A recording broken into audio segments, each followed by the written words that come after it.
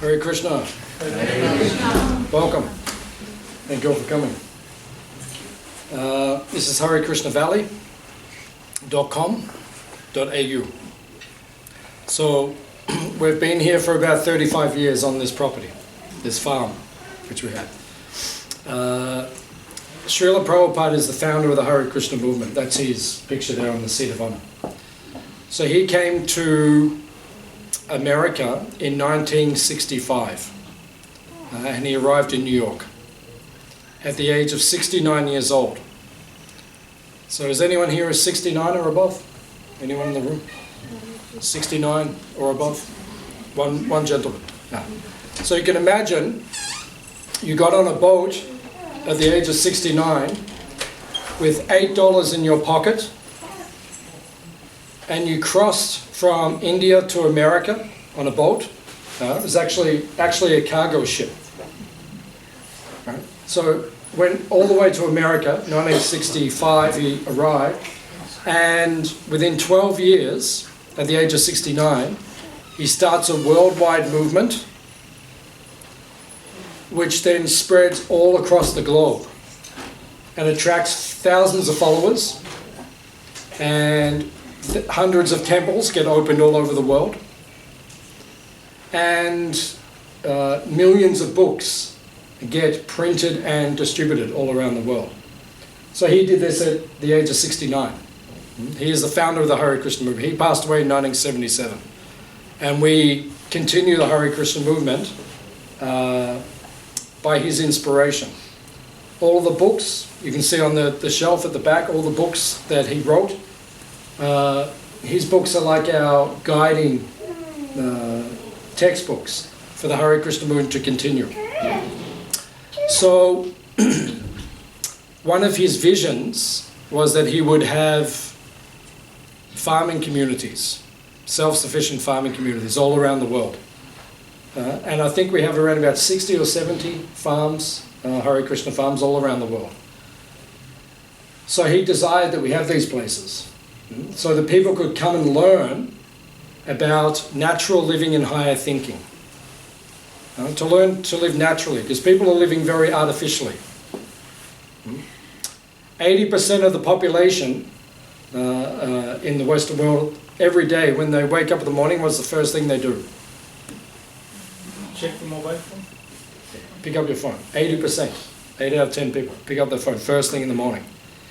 This is not a particularly enlightened practice. This will not lead to enlightenment unless you're like I do in the morning when I go to I brush my teeth and everything. I put on a lecture first thing in the morning. I've been doing this for about 35 years. Right? And I listen to spiritually enlightened gurus speak to me about the philosophy of Krishna consciousness. That's how I begin my day. So people are not living a very natural life. So we have places like this where people can come and they can learn a natural alternative of how to live. Natural living and higher thinking. What does higher thinking mean? That we answer the questions of life. We ask the questions of life. Most people don't even ask the questions. Why are we here? What is this for? Who am I? Do you ever ask yourself these questions? Hands up if you ask yourself these questions. Okay, you do. Okay, so we've got an enlightened audience. That's good. So you came to the right place because we can give you some answers like that.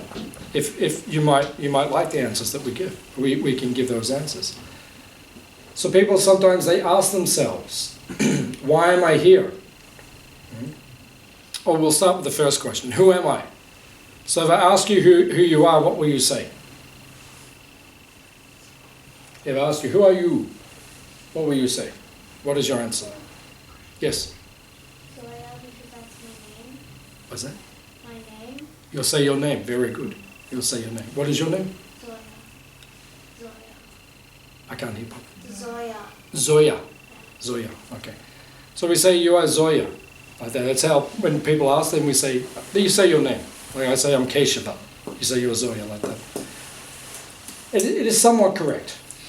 Somewhat correct. But at this point in time, people, they have a disease, and that disease is called avidya. What does avidya mean? Yeah, it means ignorance, or it means without knowledge. In other words, not understanding who we actually are. Because people, they identify with the body. Right? You think I'm man or woman. Right? You think I'm from Australia or India. Right? You think I am a doctor or a lawyer. Right? These are all what we call upadhi. Upadhi means bodily designation. But it is not who we actually are. Who we actually are is the soul, the jivatma. Atma means the soul. So when someone asks you, who are you? Right? Probably the more correct answer is aham brahmasmi. I am spirit. I am the soul. So next time you're in Chadstone Shopping Centre and someone walks up to you and says, who are you? You just say, aham brahmasmi. Aham brahmasmi. You just say, I am spirit. Aham brahmasmi. Right? And then they'll probably go and get the security guards. But then you can deal with that. But the answer is correct. At least your answer is correct. You understand who you are.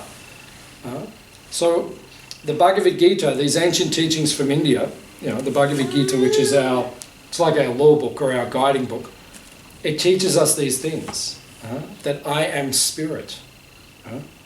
Dehinosmin yata dehe komaram yovanam jara tata dehantara praptir diras tatra namuyati. Krishna says in the second chapter of the Bhagavad Gita, komaram yovanam jara.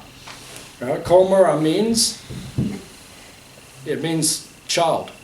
Someone's a child. Like they're in the body of a child. I used to be in the body of a child. Right? I used to have a child body. Right? Kaumara, Yovana. Yovana means youthful. Then you become youthful. You grow up. You become an adult. Jara means you become old. Right? So we go through these changes, but the soul remains the same. Right? So Krishna teaches us in the Bhagavad Gita, you're not the body, you're the soul. Right? Because according to medical science, every 7 years, all the cells in the body, they argue about the brain cells, they're not conclusive about that, but all the cells in the body change every 7 years. Right? So that means you've been through so many bodies. Like I'm nearly 56, that's nearly 8 bodies I've been through. Completely different. None of the cells are the same. But am I the same person? I'm the soul. Right? Atma. And Jivatma, or Aham Brahmasmi, I'm spirit. Does it make sense? So, first of all, you have to answer that question, who am I? That's the first question. So now I've given you the answer. So next time someone meets you, what will you say? And someone says, who are you? Aham brahmasmi. Aham Brahmasmi. Yes, I am spirit. Yeah. Okay, so that's the first answer. Who am I? Second question is, why are we here? That's an interesting question. Why are we here? In the Bhagavad Gita, Krishna speaks of 2 worlds. It's called Para-Prakriti and Apara-Prakriti. Prakriti means energy. Para means superior, divine. Apara means inferior. So the soul is made of Para-Prakriti, or spiritual energy, superior energy. But at this point in time, our soul has fallen into this material world and is covered by this material body, by the material energy, which we are not. The first thing Krishna teaches in the Bhagavad Gita, you are not the body. We are separate from it. Originally, it is said we came from that other world. There are 2 worlds. Hands up if you believe there's another world, or another place, or something higher. Okay, most of you believe. So, in the Bhagavad Gita it says this Para-Prakriti is where Krishna lives, or God. Or in India you say, Bhagwan. Bhagwan lives there. Right? It's another world. All the pictures in the back of the temple, they are like windows into the spiritual world. Krishna is the bluish personality. We see God as a bluish cowherd boy. And his spiritual world is full of variety. It's actually called Goloka. Goloka means place of cows. You see in a lot of pictures there's cows. Hands up if you like cows. Okay, after lunch we'll go and visit our cows. Sacred cows. In India we say mother cow, sacred cow, holy cow. So after lunch you can come and visit the holy cows. So Krishna, in the spiritual world, there's lots of cows. And everyone is young, and everyone is youthful, and everyone dances, and they have picnics, and he plays his flute, and they tend the cows. Hands up if it sounds like a good life. And everything is free. You don't have to pay for anything. Everything is free. No one gets old. There's no disease. There's no birth, death, old age, or disease. These things are conspicuous by their absence. There's no taxes. There's no politicians. It's a good place. It's a good life. So, the Hare Krishna movement is teaching us how to go there. Because we were there originally, but Krishna, God, He gives all of us independence. Free will. You all have independence. You can do what you want, to a degree. Right? We all have independence. Like, I can pick up my phone, I can throw it through the window, if I want. Right? I'm not going to do that because then I have to ring someone to come and fix the window, and it's like, and it'll be cold, the wind will come through, and all of you will probably never come back again. And, there's many reasons why I wouldn't do it, right? But I could do it if I wanted. I have a certain amount of independence. So Krishna, God gives us independence. Why? Because He has independence. But His independence is unlimited. Ours is limited. We can't do anything, but we can do, so He gives us that. So, when you grow up, usually you move away from your home, your parents. You go out, you want your independence, right? Most of you did that. Does anyone still live with their parents? Yeah, still live with their parents. Yeah, in Indian culture it's not uncommon. People live at home. But in the West especially, we move out. Usually. Right? It's very common. So it's why, because you want your own space, you want your own independence. So we used to be with Krishna, but Krishna is not going to force us to stay there with Him, even though it's very blissful. Sometimes you get that feeling that you just want to use your independence. So He says, okay, you can have another world. But it's called apara prakriti. Right? Your soul will have to take birth in the material body, and your material body will go through certain changes. Birth, death, old age, disease. Right? There's certain problems you'll have to face. And Krishna in the Bhagavad Gita, He calls this world, He calls it Dukalayam Ashashvatam. Dukalayam means Dukalaya. Dukalaya means? House of suffering. Yeah, it means place of suffering. Dukkha. Dukkha means unhappiness or suffering. Difficulty. Challenges. Does anyone here know what I'm talking about? Right? You all seem well educated about it. This place is called Dukkalaya, which means a place of difficulty, right? And you just look at the world now, right? In my lifetime, I've never seen it like this. Right? It's right on the precipice of big problems. Big problems. Dukkalaya Ashashvatam. Ashashvatam means temporary. Everything here is temporary. The soul is eternal. When you live with Krishna, their body does not change. You never get old and you live forever eternally. But in this world, you have to keep going through samsara chakra. Samsara means birth and death. Right? You get born, right? But then you have to die. Just like you're in a particular body, there you have a family. Everyone's attached to their family, their body. But this will be taken away. And then you'll have to go into a completely different body again. And then you'll be attached to that family and body. And then that will be taken away. And then if I showed you a picture now of who you were 100 years ago in one of your previous lives, right? You would have no emotional attachment or engagement with that picture. But all of us are going through this cycle of birth and death continuously. Just like Anne Frank. Have you heard of Anne Frank? Hands up. You've heard of Anne Frank? Many people. She was a girl, World War II, Amsterdam, right? Was in the attic, up in the house. Was kept up there while the Nazis, and then eventually she was caught. They've proven she is now in this life, she is now an author in Sweden, right? You can Google it when you get home. right? Or I can Google it now for you if you want. Anne Frank, next life. I'm not going to do it now. But she, because when she was a child, her parents took her to the Anne Frank house museum. She walked in, and actually as they were going there, she said, "Oh, it's this way." And then when they got there, she walked in and said, "Oh, where are the pictures?" Like that, and they said to the curator, the people who look after the place, she says, "There's pictures?" They said, "Oh, we've taken them down to clean them." Right? And she remembered everything. Right? So you can Google it, it's there, it's documented. So these things are happening, but we get so attached to this upadi, this designation now. So we have to break our attachments in this world, right? So that we can then transcend and go back to live with Krishna eternally. Because this place is temporary, right? You will die, it is temporary, and it is full of suffering. Right? So if that's what you like, okay, enjoy yourselves. But if you want to go back to Krishna, we can teach you how to get there. It is possible to go back to Krishna. So who are we? Right? We are spirit. Right? Why are we here? Because we took a wrong turn a long time ago. We misused our independence. And now the next question is, what is the purpose of life? Do you ever ask yourself this question? What is the purpose of life? Yeah. Jivera Srupa Hoy Krishnera Nichadas.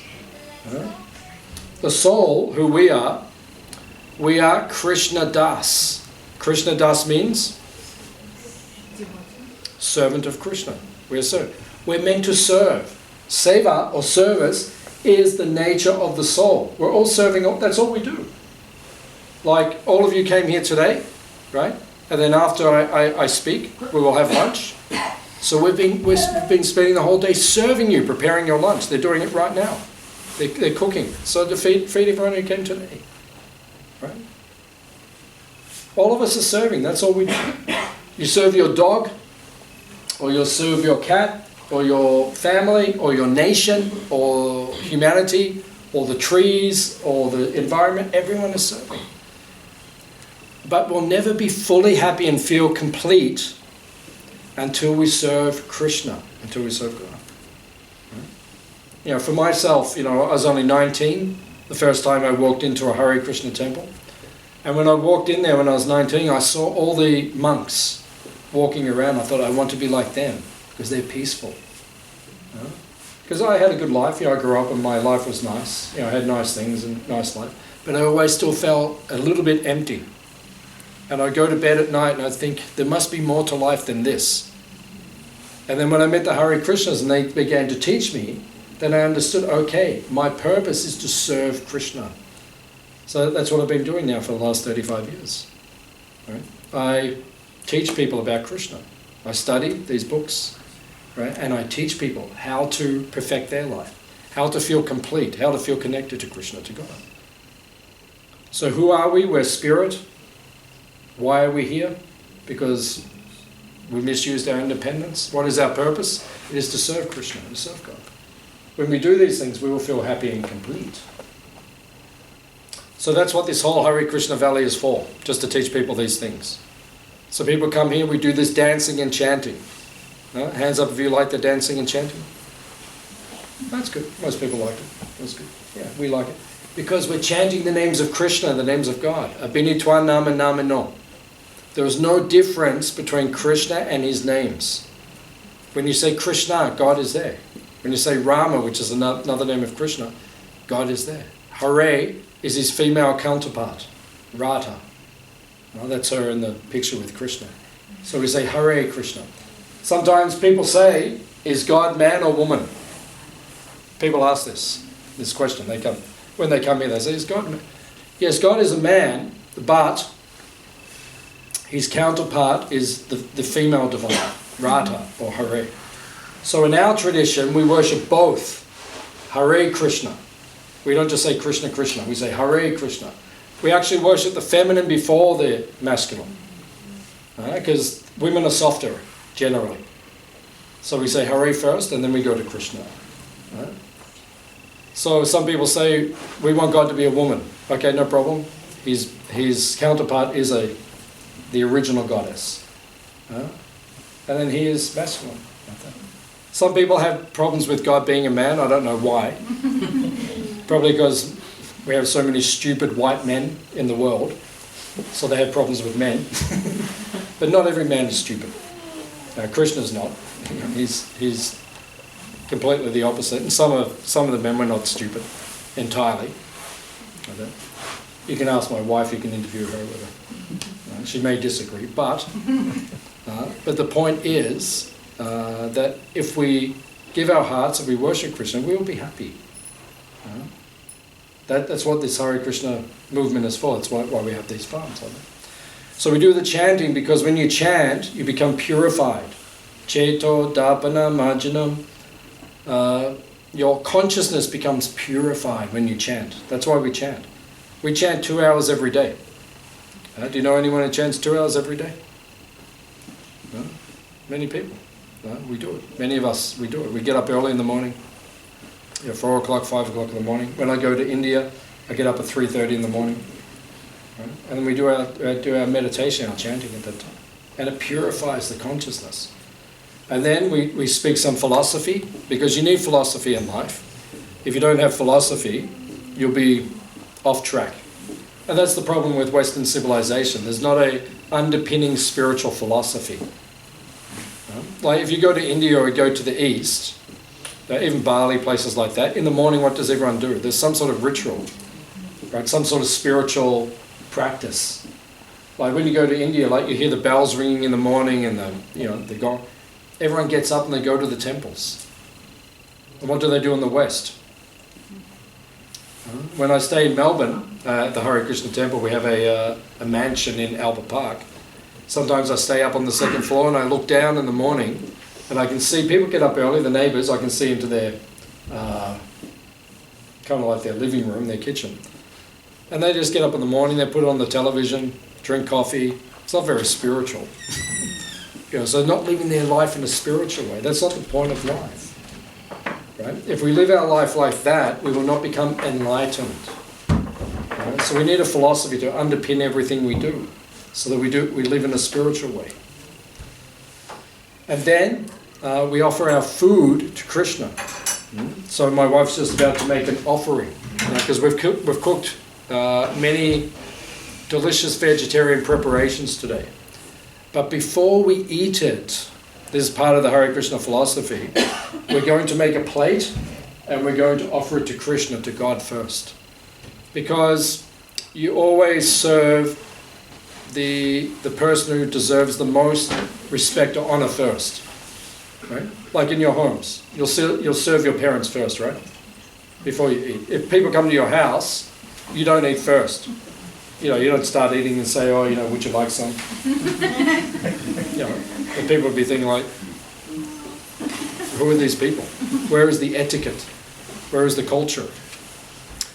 So what we do first, we're about to do an offering, we offer the food to Krishna. Once he accepts it and blesses it, and God actually eats it, right? He accepts the bhakti or the devotion, our love, he eats it and then he blesses it, and then what's left, when we serve it later on, that's called prasad, which people from India are familiar with that term, prasad. Prasad means blessed food. It means mercy or grace. So when we eat it, because it's been touched by Krishna himself and accepted by him, it has spiritual energy. So when you eat the prasad, you are becoming purified or enlightened just by eating. This Hare Krishna movement, you can become enlightened just by dancing and chanting like we did before, taking some vegetarian food offered to Krishna, and you can attain full enlightenment. How easy is that? That's a good system. I like it. Right? First time I came to the Hare Krishna temple, 1989, I walked in, and in Albert Park in our temple, and then they said, would you like lunch?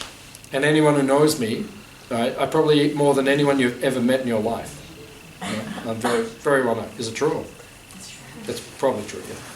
You might meet other people who can compete with me, but you can bring them here and we can see if they compete. But actually I'm eating less now because I'm getting older, but I used to eat a lot. So even now I still eat a lot. So I take the prasad I went there the first time. They said, would you like lunch? I said, yeah, sure. I went and sat down. They served me these delicious preparations. And then they said, would you like some more? I said, yeah, sure. So they did it again. Filled up my plate again.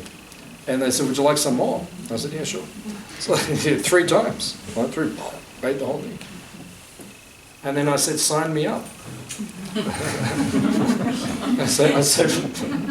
I actually said to them, I said, can I move in? I said, can I join? Not just because of the food, it was the whole feeling I got there. I got the feeling of peace. And I got the feeling of these people were close to Krishna, close to God. They were close to enlightenment. They were living an enlightened existence. So I said, can I move in? And they said to me, actually you can't because you just walked in, we don't even know who you are. So I spent 2 hours convincing them. 2 hours. It took me 2 hours to convince them. I think I just wore them down and they said, okay, when can you move in? I said, just give me 3-4 days. Went home, told my mother, Mum, I'm becoming Hare Krishna. You can't do that. She actually said to me, I'll buy you a ticket to anywhere in the world right now if you don't do this. She said that to me. Because I've been talking about going to the Caribbean, to the Jamaica. She said, I'll buy you a ticket right now if you don't do this. And I said, Mum, it's too late. Right? Now I feel like I need to do this with my life. So then I moved into the temple. I became a monk. Lived as a monk for 8 years in Albert Park. And every year for the last 35 years ago, nearly every year, I go to India for 1 month to study with my gurus in the holy places. Very powerful experience. So that is the point. The point is that the food we eat, we always offer it to Krishna, to God. Because then we attain enlightenment. So easy, such an easy path of enlightenment. Anyone can do it. Right? A child can do it. Right? Anyone can do it. You don't have to be overly intelligent or overly qualified. Right? You just have to be sincere and you can become enlightened. It's such a simple process that we're practicing. So, a few days ago was the full moon. Did you see the full moon? Yeah. Which day was it? Thursday. Yeah, it's called Purnima. In India, when the moon is full, we call it Purna. Purna means complete. Right now it's waning again. Right? Now it's going back down to dark moon. So it goes like this perpetually. So a few days ago, that particular full moon, in India we call it Vyasa Purnima or Guru Purnima. Guru Purnima. Which one? Guru Purnima. Guru Purnima or Vyasa Purnima. Vyasa Purnima. Because the original guru is Vyasadeva. He's the original guru. So who was Vyasadeva? Vyasadeva was a great sage who lived 5,000 years ago, and he was there at the beginning of the age of Kali Yuga. You've heard of Kali Yuga? Kali Yuga. Yeah, many Indian people have heard Kali Yuga. Kali Yuga is the age that began 5,000 years ago. There are 4 ages, right? Satya, Treta, Dwapara, Kali. Right? It takes about 4 million years to go through the cycle. It's like a universal cycle. Right? It takes about 4 million years or so. So every 4 million years, it's just like we have winter, right? Spring, autumn. Summer, autumn, winter. Like we just keep going through this cycle every year. So universally, we go through a cycle which takes about 4 million years at a time. In our tradition, the earth we're creationists, we're not evolutionists. This doctrine of evolution has kind of taken over the planet.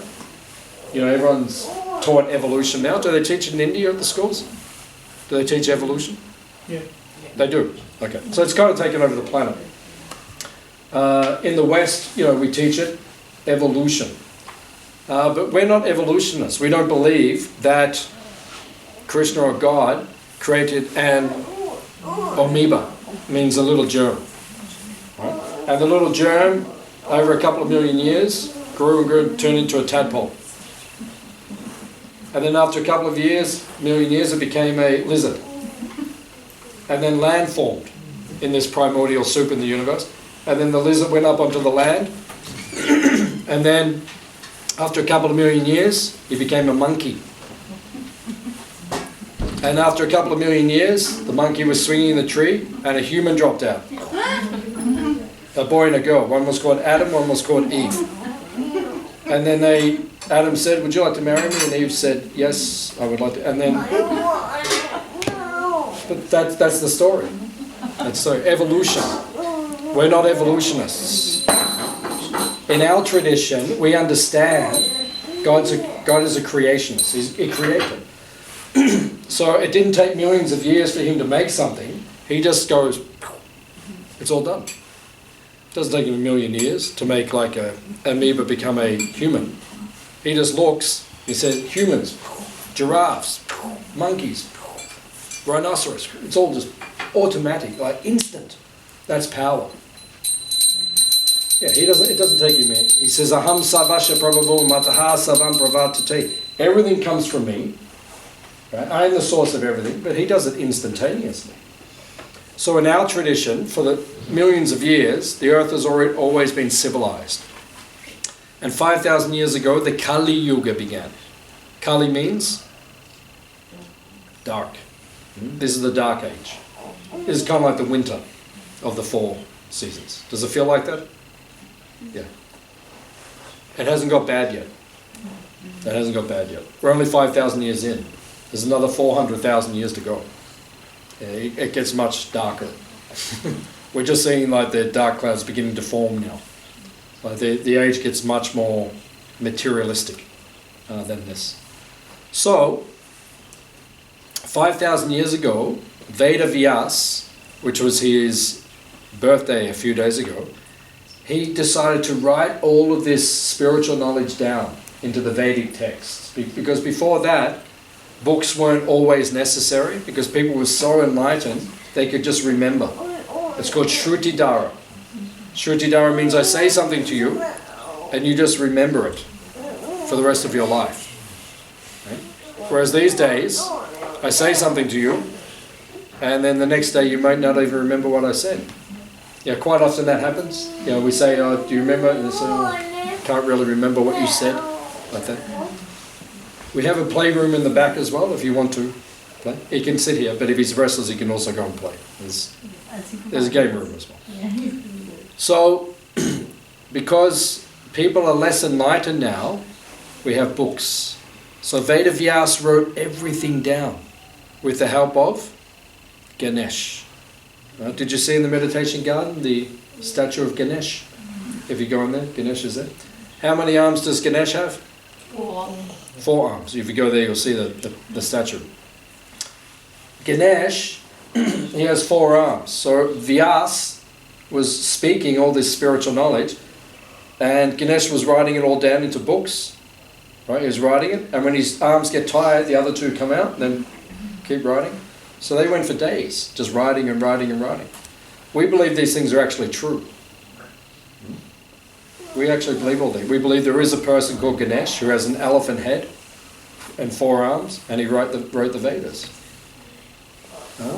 So you can say, well, I would prefer to believe in evolution. And some people, well, I prefer to be like a Hare Krishna and believe in Ganesh, someone with an elephant head and 4 arms. So you can choose which camp you want to be in. Our food's definitely better. It is. So choose your camp. Choose your camp. You can hang out with the evolutionists, the atheists, or you can hang out with us. I know who I believe is more enlightened. Have I ever seen someone with an elephant head and 4 arms? No. Do I believe he exists? Yes, I do. Right? I haven't seen everything in the universe. Right? I haven't seen everything. And I know that I'm limited, so there's no doubt there are higher beings within this universe that exist. So I do believe these things. So he wrote down the Vedas. So we call him Veda Vyas. He's the great sage that he appeared a few days ago. So then in the 4th chapter of the Bhagavad Gita, Krishna speaks about receiving spiritual knowledge. The 4th chapter is called Jnana Yoga.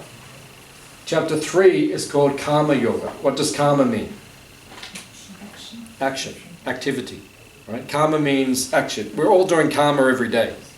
We're all doing activity every day. Right? We do good karma or bad karma. Right? The choice is yours. You can do good karma or you can do bad karma. That's up to you. No one's forcing you to do either. It's your choice.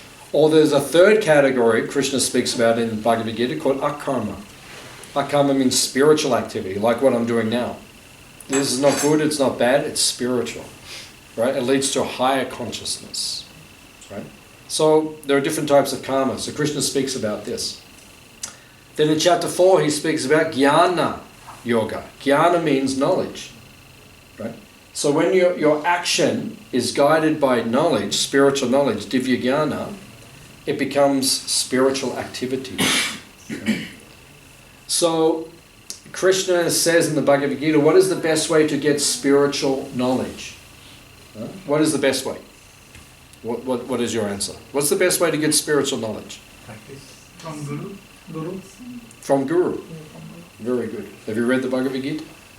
Sometimes like here Yeah. and there. Yeah, because Krishna says your answer is correct. He says, Tadvidi pranipatena pariprishnena sevaya upadekshanti te jnanam jnaninas tattva darshana. Tattva darshana, darshan means to see. Tattva means the truth. A guru is one who has seen the truth. So he can guide you. So that's the best way to get spiritual knowledge. You come to someone who is enlightened. And they can guide you. And they can give you spiritual knowledge. They can guide your actions. So you don't do bad karma in this world. You do spiritual activities and then you can get out of this world. So we all need a guru. That's what Krishna recommends in the Bhagavad Gita. He says you need a guru. I have a guru. Right? And Atuya, she has a guru. Right? We all have gurus. Right? We need gurus. Right? Because they will guide us to go back to Krishna. So when he says, if you want spiritual knowledge, approach a guru. And he gives 3 elements that must be there when you approach the guru. The first one is submission. Submission means humility. Did you see when you drove in, there's signs along the driveway? What was the first sign? Humility. Very good. Right? You get a free dessert. Humility. No, what was number 2? Peaceful. Oh, this guy's good. What was number 3? I missed that. You missed that. All right. Generosity. No, that's the 4th. That's the 4th. Yeah, close. Like that. Hare Simplicity. As you go down, there's all these different ones. 12 qualities that you should imbibe when you're coming. But the first one is humility. In other words, you have to be submissive. You have to be humble when you come before the guru. If you think you know everything, have you ever met someone who thinks they know everything? Is that a good way to live life? I know. Right? Sometimes I meet people. I go to India every year. And sometimes I'm sitting on the train and I'm dressed like a spirit. I'm wearing dhoti, wearing robes and tilak, and I look like a spiritual person. And then some Indian person sitting opposite me says, you know Krishna. I said, yeah, I know Krishna. I dedicate my whole life to him.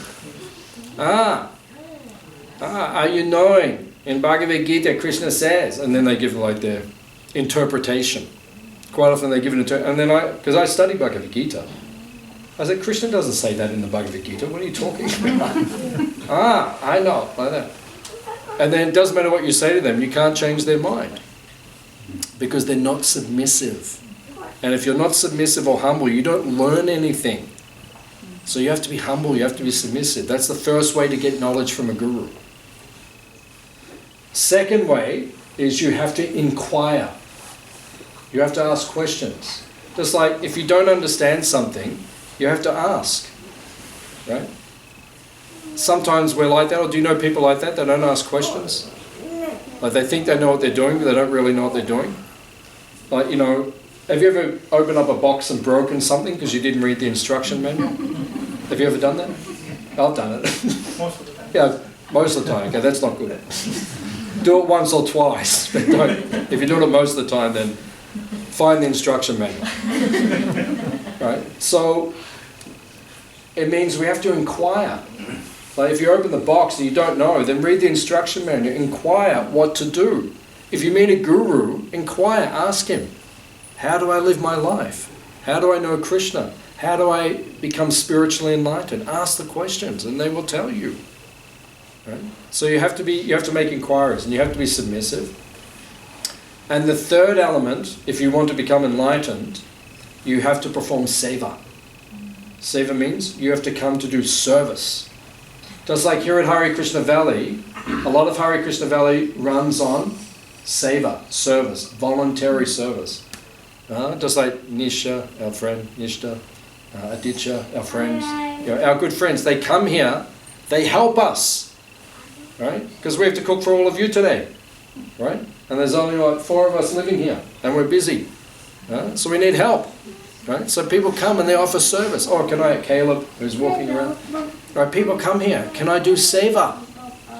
And when you have that attitude of service, then the knowledge will sink into your consciousness, right? If you don't have a service attitude when you come before the guru, you won't understand anything. Does it make sense? Right? There's a direct correlation between your service attitude and becoming enlightened, right? Because if you don't understand, or in other words, you will not understand unless you have, right, the attitude of service. Does it make sense? So Krishna says these 3 things. To become enlightened, you need to be submissive or humble, right? You need to inquire and you need to render service. Then all this knowledge will become, it will enter within you and you will become enlightened. So I thought I would mention that today because a few days was Guru Purnima. It was the disappearance of Srila Sanatana Goswami, one of our great gurus. So it's very important that we understand this relationship with Guru, right? You need Guru. I mean, many people actually come here and they say to me, you don't need Guru. That's a very, it's a very strange way to look at spirituality.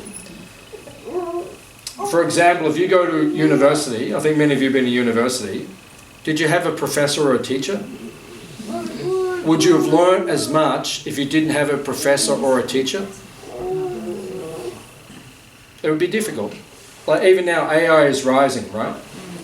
And a lot of the education is going to be by AI going into the future very shortly. AI is a sum total of all of us, everyone on the planet, all the knowledge combined, given. So effectively, it's still the same thing. You're just learning from others. You're learning from teachers, right? So you need a professor. You need a guru. You need a teacher. Right? So when it comes to spirituality, for some strange reason, people come here and they say this to me quite often, we don't need a guru. Everything is within. I can just feel it. I've even had people in front of me, like I've given them a Bhagavad Gita, this book, and the book is full of knowledge. And some people have said to me, I don't need to read it, I just need to feel it. Okay, that's fantastic. You're only going to get so far. It's like going to, say you went to university to study brain surgery, right? And you went in and they gave you all the books for a 6-year course to understand it, and you just went in every day and you just said to your professor, I can feel what to do. I can feel it. I know how to operate on your brain. Would you trust that guy? And then he leaves university. He says, "Oh, don't worry. I'll take care. I'll take care of your tumor. Don't worry. I felt everything." It doesn't even make sense.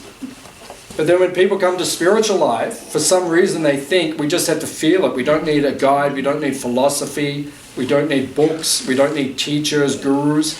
It doesn't make sense. It's not logical. So a few days ago was Guru Purnima. So I thought I would mention a little bit about gurus for you. So I'll ask if anyone has any questions or any comments about anything that we've discussed. We leave a little bit of time for question and answers. So if you have any questions, any comments, anything you would like to ask about what we spoke about today, or what we did not speak about today, anything you can ask. Alina? Yeah, sure. I'm just wondering about the mini Sati Yuga, which is going to start from 2026. You know that? The mini Sati Yuga? The mini? Mini one, which is Yeah. 10,000 years, which will have had before. Can you tell us a bit more about this time, please? Yeah, so it says this dark age we're in now, which is called Kali Yuga, lasts for 432,000 years, and that started 5,000 years ago. And it's a dark age, and basically everything goes downhill. However, it is written in the ancient teachings, mentioned that there is a 10,000 year golden period which started 500 years ago when Krishna came again as Chaitanya Mahaprabhu, and that will go for another 9,500 years. So what it means is Kali Yuga still gets dark, but there are devotees or people who are dedicated to Krishna, places like this, for the next 9,500 years, which are there, that we can still take shelter of and we can receive spiritual enlightenment. So the darkness will continue around us, but there'll be like these pockets of spiritual enlightenment. And it actually is predicted that things will get really bad and then many people will turn to spirituality, which we see. Whenever there's a calamity, everyone gets spiritual. Like after COVID, our temples have been more busy than ever. Yeah.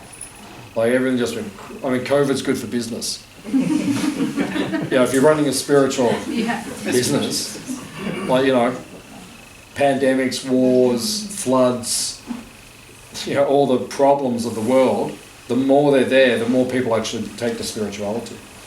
So we're going to see that in the next 9,500 years. We're going to see a lot of problems. We're going to see a lot of people coming to a genuine spiritual path.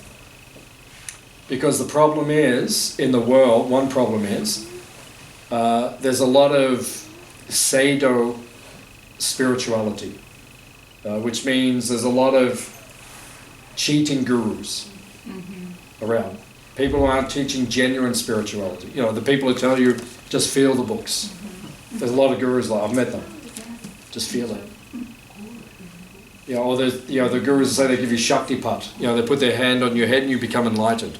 They just touch you and you, it's like, what is that? Like, if that actually worked, I'd go there now. If someone just touched you on the head and suddenly you're enlightened. But people actually buy into these things. I even heard one guru say, he goes, I am enlightened. He said it like that. He said, I am enlightened. I'm like, man, if I spend 5 minutes with you, I'll probably prove you're not. Probably. I mean, if you are, I hope you are. But it's very rare. Usually people who are enlightened don't say they are. Like Prabhupada was enlightened.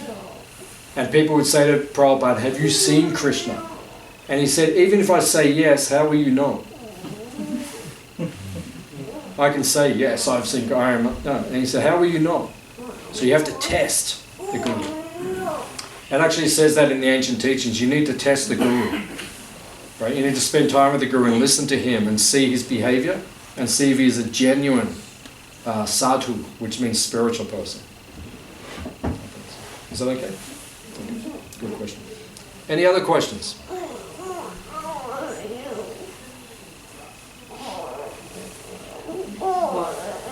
What constitutes, what's the behaviour that an authorised or authentic sort of guru would demonstrate? Because unless you know what you're really looking for, because many people think that they've found it, but they haven't. But so what should a guru, what qualities or should they demonstrate? Yeah, good question. Yeah, so how do we know if someone is a genuine guru? If you're looking for a genuine guru, how do you know if someone is genuine guru? First thing is the guru will never say he is God. Many gurus actually say this. They are God. Or, when their followers say they're God, they don't dispute it. There was one famous guru coming from India a number of years ago. He's passed away now. He had big afro haircut. You might know him. No, not Osho. There's another one. Another one. Yeah, such a Sai Baba. I wasn't going to say his name, but you all know. So Sai Baba like that. And there's also Osho. There's all these different ones. So sometimes, like his followers would say, oh, he is Bhagwan, he's an incarnation, an avatar of Krishna. So if someone says he is God, because he would not dispute it. You know, people would say he is God, he would not say he wasn't. That means he's not an actual guru. Because if you're a Krishna, if you're a God, you have to be all-powerful. You can't just be, you know, someone with a big afro haircut who just brings out a little bit of gold. Actually, there's one video where they see he brings from his kaftan, he brings the gold from up his, so it was like a magic trick, so to speak. So if that's what you're looking for, if you're looking for a cheating guru, then you will get cheated. But if you want a genuine guru, you have to look at someone who doesn't say he is God, but he says, I am servant of God. Right? Like Prabhupada, he would say like that. I'm servant. And then you judge the acha and the pracha. Acha means what do they speak, pracha means what do they do, their behavior. Because if someone's enlightened, they will act in an enlightened way. And if someone is enlightened, they will speak in an enlightened way. Right? So you have to study very carefully the guru. So these are some of the qualities that we need to look for. Any other questions? Yeah. Can we choose Prabhupada as our guru instead of finding a guru in real life? Prabhupada is the guru for all of us in the Hare Krishna movement. Right? Because his books are the guiding, everything we do is based on his teachings. So he is our guru. Part of his teachings, he said you must have a living guru.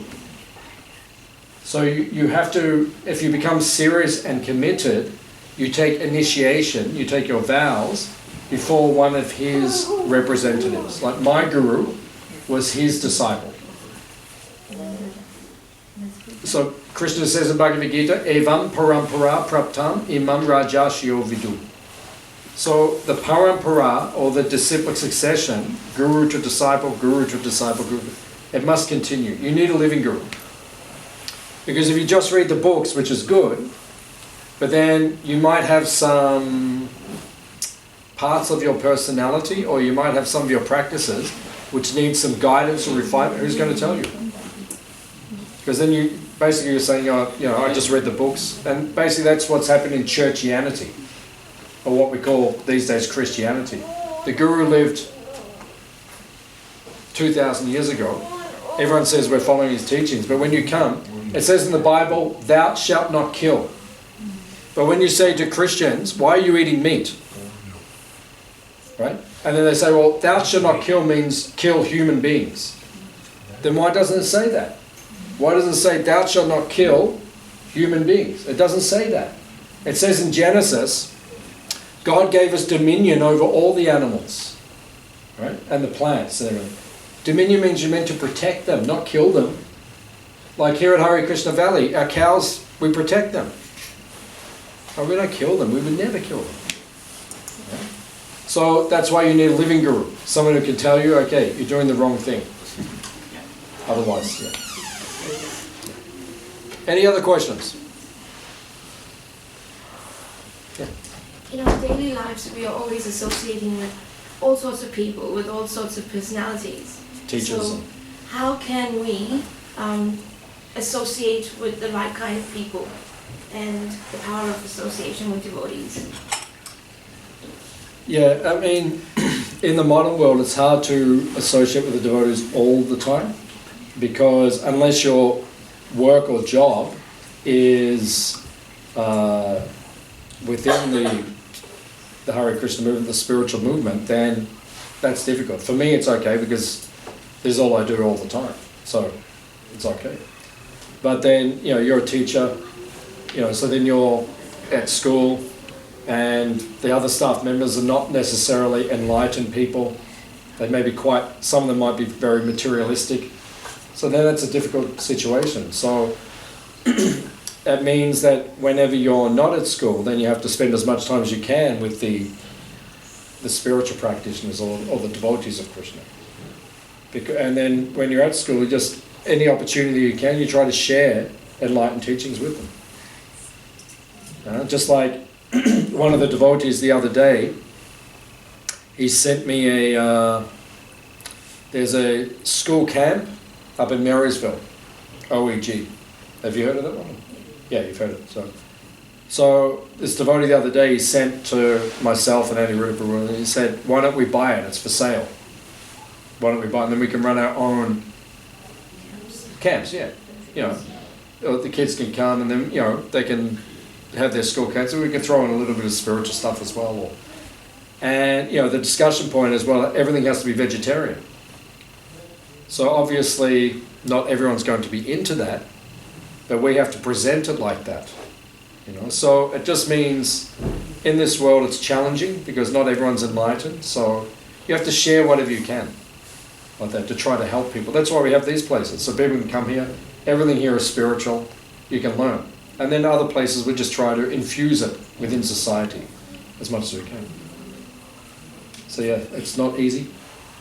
You know, because you need money, you need to work. The way society is set up, you have to be on the outside sometimes, and so. But then, in one sense, it makes you more appreciative when you are with the spiritual practitioners, the devotees, because then it's like going into the oasis in the desert sometimes.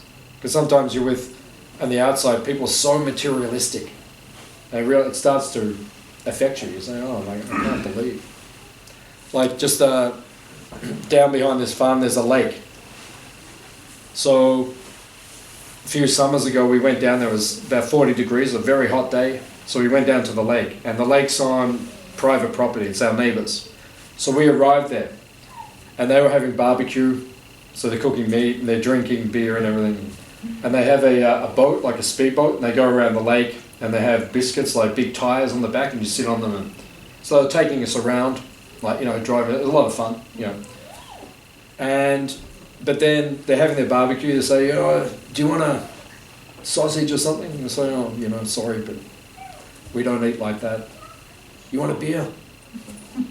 "Sorry." It's like, so it's just the way the world is. It's not very enlightened like that. So, but you know, we have to somehow interface. We have to somehow just share our spirituality with them. And they actually said to us, because they've been here, our neighbours, and they said, "We love you people. You know, you always feed people, and you always take care of people, and you always, you know, we love you people. But do you want a beer?" "No, but thank you for the offer."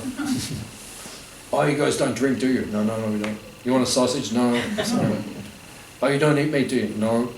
You know, we probably told you about 20 times. We don't. So yeah, it's difficult, but yeah, we just have to try to share our culture. Any other questions?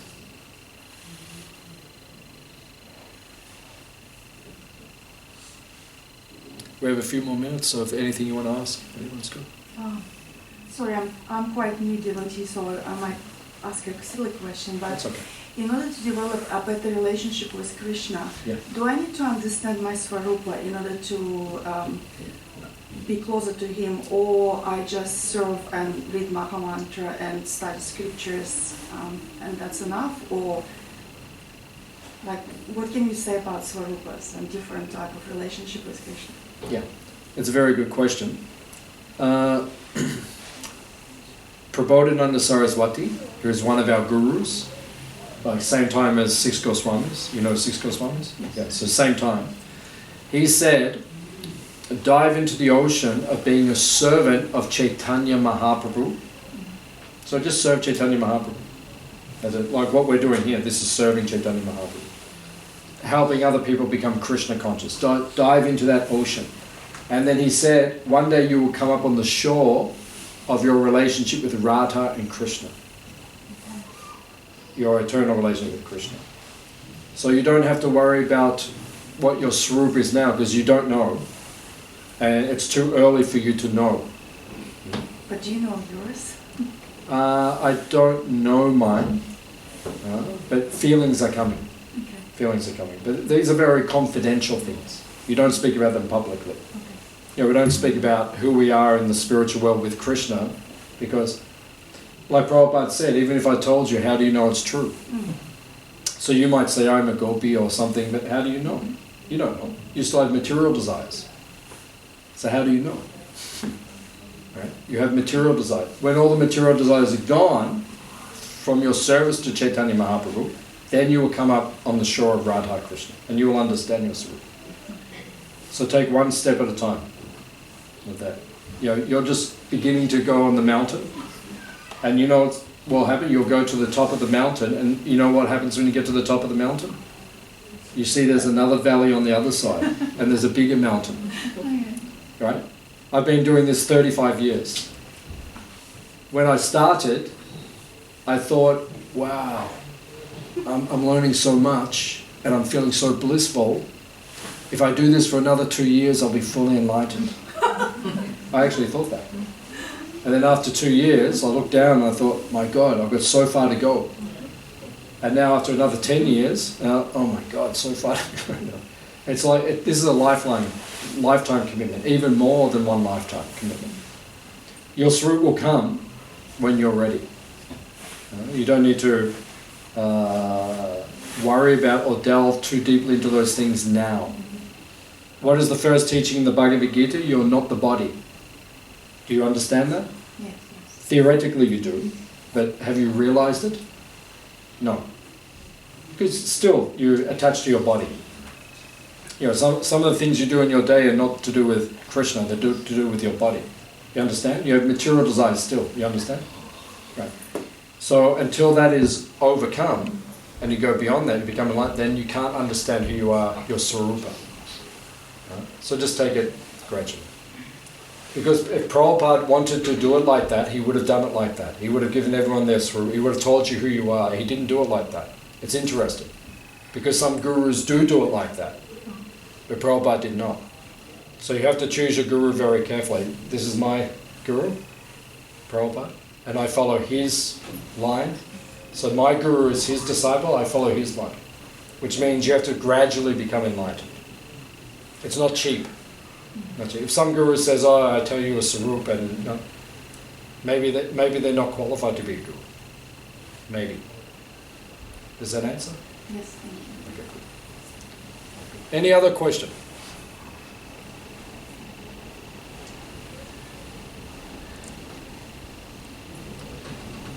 Okay. Thank you all for coming. Is anyone hungry? Okay, one man. Yeah, so the rest of you, will see you next time. But for this one gentleman who's hungry, if you're going to go out the door, we'll turn left and we'll go. We have a dining room, so I think we're going to serve the feast there. The dining room doesn't have enough chairs for everyone here, so some may have to sit outside. So maybe the elderly people, let them sit inside like that, and maybe the children, they can sit. But the rest of us, we're strong. Even though it's a bit cold outside, we can maybe just sit around or like that.